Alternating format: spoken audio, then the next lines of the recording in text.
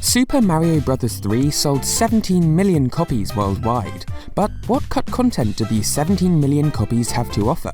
Hi, I'm Thomas GameDocs, and welcome to The Cut Content Of, a show where we try to find content that you aren't able to see in some amazing games.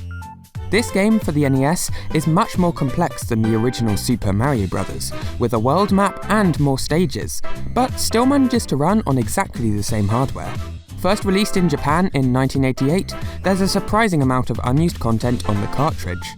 The world map was originally planned to look much more like the one seen in Super Mario World, as there are sprites that can be found with Mario walking up and left, instead of facing forwards the whole time. This was probably cut due to technical limitations, but worked on the improved hardware of the SNES.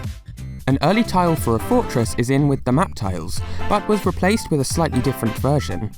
A skull can be found near the sprites for the enemies seen on the map. Maybe the skull would have been shown instead of the actual enemy. A sprite with a question mark block is with the map sprites, so it might have been used instead of items, or possibly instead of toad houses. Mario has a sprite for sliding while using the Hammer Mario power-up, which isn't possible in the final game. He also has an early version of his front-facing sprite for the Frog Mario power-up. A different version of Toad was cut from the game, along with this pea inside a circle. The small chest has an open version, but when opened in the final game, they disappear. The goal box at the end of the level is always on a black background, but the sprite actually reveals that it has a black outline as well.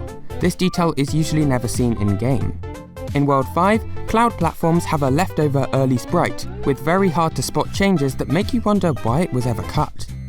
World 8's files have some animated sprites that would have likely shown up in the airship levels. There's a propeller, half of a large wheel, and 2 spikes of different sizes. Also, the underwater theme has the top half of a cut animated object with a propeller. An alternate version of a Goomba exists. Its eyes are closed and it's grouped with other sprites for the ending, so it may have been intended to appear there. The desert theme has loads of unused tiles.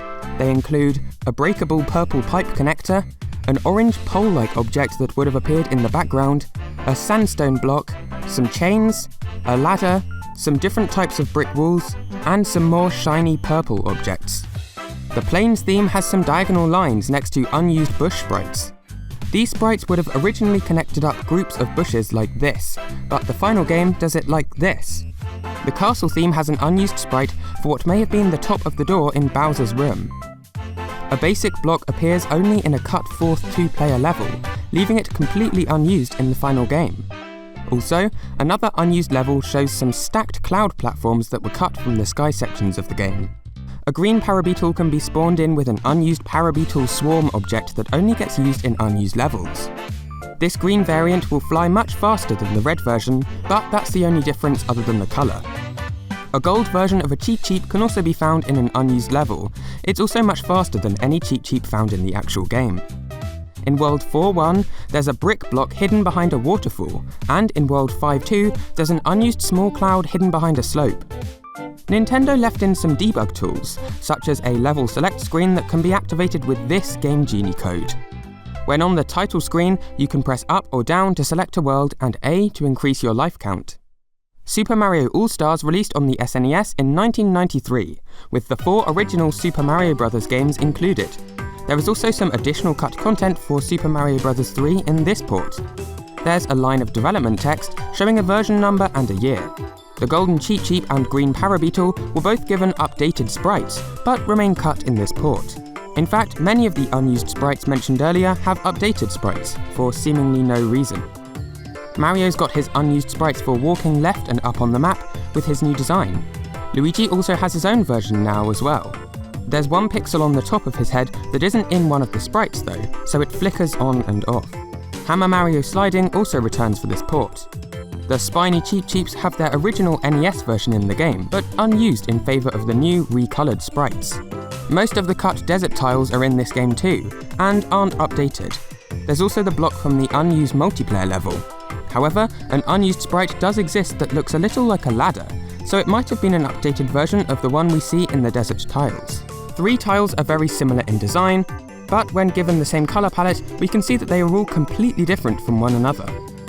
World 8's wheel, propeller and spikes all have new versions in the files.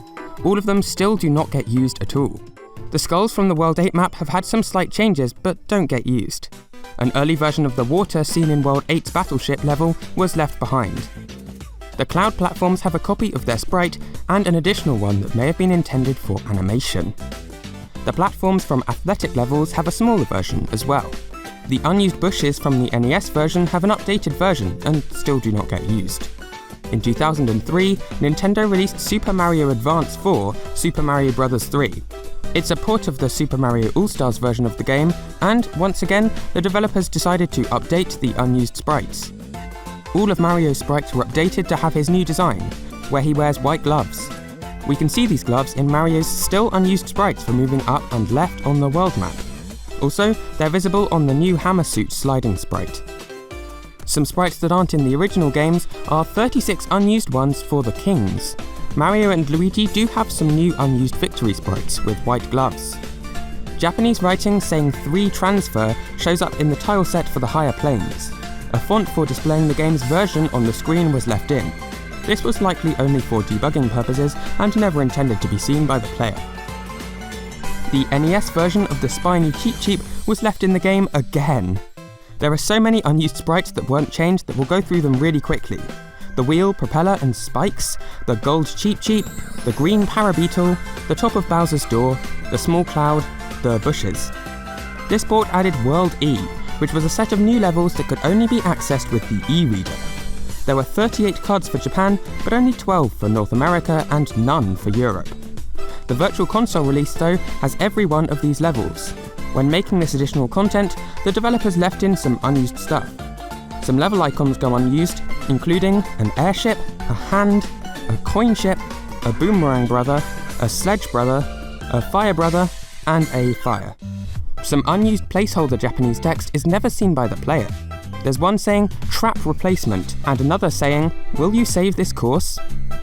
4 backgrounds don't get used. There's a cave with 2 layers, a background with loads of different coloured blocks that fit together, one with the hills from grassland levels but higher up, and 3 variants of backgrounds with waterfalls on. If you enjoyed this video, you might enjoy my video on the history of Mario 3.